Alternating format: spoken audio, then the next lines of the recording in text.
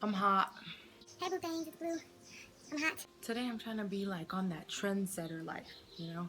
Like I'm wearing an actual shirt, which I designed at like 2 a.m. in like a random sidewalk, but it's a shirt. I'm also wearing pants, so like I'm trying to make this on a whole nother level, but I'm hot because of it. Like I'm sweating. We're gonna move past the heat and we're gonna talk about the lesson that I learned today. Today's lesson is sometimes you have to say goodbye. Yesterday, my sister and my mom packed everything in our house back in Indiana and they're moving. Everybody's moving. And yesterday, as they were packing up everything, heading up to Chicago to the airport, it kind of hit home. I am awful at saying goodbye. Like I'm a very detached person, but when I make that attachment to someone, saying goodbye is like the hardest thing in the world. And I remember being little. I was in Arizona for a year and I got attached to those people so quick. A lot in me and my character developed, and I knew that a big part of it was because of the people that I was with, and saying goodbye to them was really hard. Like I remember just crying and crying the last day. I'm not a crier. The few times my friends have seen me cry, it's literally like the world is ending. Like something happened, I ran out of food, like my show got canceled, or like actual problems, like I forgot my Netflix password. I leave, I come back to the Dominican Republic, I'm here a year and a half, I build more friendships, and then I had to go back to the United States, to Indiana. First off, growing up in the Dominican Republic, we knew the United States had 50 states, but really there were like 7. California, Florida, which is little Latin America. You have New York, you have Boston, which people think is a state because they think Boston is a state. Kansas, because of the Wizard of Oz. Las Vegas, which is a big one. And Texas. Like, and that's it. Like, where is it? Where is Indiana? They're like, oh, in the Midwest. I'm like, I don't know what that means. What is the Midwest? But now, oh my goodness, now it was just totally different. I've been living in Indiana for 8 years, and the friends that I have in Indiana, I could not like picture my life without them. I'll put it to you this way. I believe that if the Lord cursed me with marriage, if I got married, I was like, yeah, whatever, fine. We'll have 20 people as a whole, tops.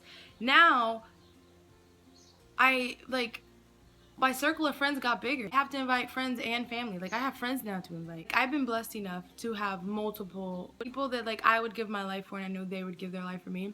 I'm like, I just want to make you guys all like bridesmaids.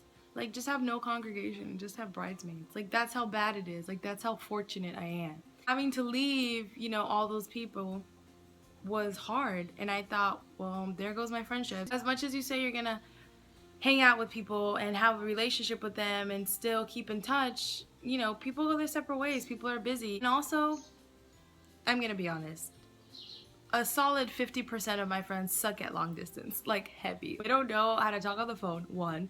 They always leave their phone on do not disturb like I do, so they never see text messages on time, and like they just suck. Like my friends are awful, but like in a really good way. And as I've been in this country for the last 6-7 months, I have been able to see that my friendships are actually stronger than they were before. I talk to the friends I need to talk to every day, or the ones that, once a week or once a month. We have our groove and we know how to stay close. I know they're there for me. So saying goodbye sometimes can be very hard, especially for me because I don't know how to process emotions. I feel like God was trying to create a robot, and then like by accident, like the plans, instead of going to a mechanical engineer, ended up with like a man and a woman, and they had sex, and I came out, and God was like, I fucked up, I'm sorry, but just roll with it. But I'm learning how to deal with emotions, and I'm learning how to do things long distance, and it's actually kind of fun. Yesterday was just an interesting day. We were going through boxes and stuff that I've kept, and I found, things that seem stupid but meant things to me. Just a lot of crazy, weird memories that I have that I cherish. Like, I made this shirt not totally, I don't want to say not totally sober because it sounds like I'm a drunk, and I wasn't drinking. It was just one of those like happy, tired, drunk type things. And I made this, and I still have like these letters, these IDU letters in a box somewhere. And it just reminds me of like that week that I spent with my friend, and it brings back really, really good memories to me. And you know, I think it's a nice place to live. That's gonna be my advice for today. Living in the past is not a bad thing. You know, going down memory lane once in a while and seeing where you've come from, what you've been through, like all the great memories, it doesn't stunt your growth for future better things. It just reminds you of the things that make you you. My body is burping because it's rejecting the seriousness that's happening right now. It's like, please shut up. Whew, that got serious, like for no reason. Like, I think it's the heat. I'm having like a heat stroke. That has to be it. Because like, there was zero jokes in that. Like, I meant it. Like, that was like a full on, like, from the heart. Ew. It's like aftertaste to that. Ew. I mean, I guess it's bound to happen, right, for me to say something that's intelligent. I say some pretty smart shit for other people, but for myself, zero good advice. Like, you know what zero means?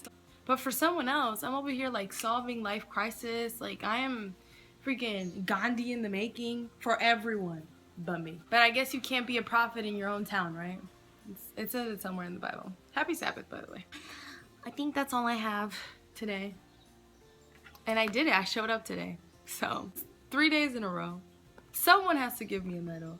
Like YouTube has to realize, out of all the YouTubers in the world, can I call myself a YouTuber? How many videos in can you consider yourself a YouTuber? Because like, that's all I really want to say. Like, I want to be that pompous ass that thinks all high and mighty of herself because she's a YouTuber. Like, oh, what do you do for a living? Like, oh, you know, I study mechanical engineering and like deaf studies, but I'm a YouTuber. Like, that's, like, I don't get paid for it, but like, I'm a YouTuber. So if the YouTube world could let me know how many subscribers you need or how many videos in you need to say you're a YouTuber, holla at your girl.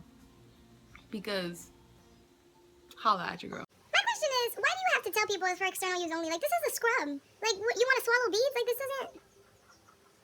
People are dumb as hell. Like, I don't understand this. Like, it's like, oh, well, warning, this is a face scrub. Don't put it up your cooch. Duh.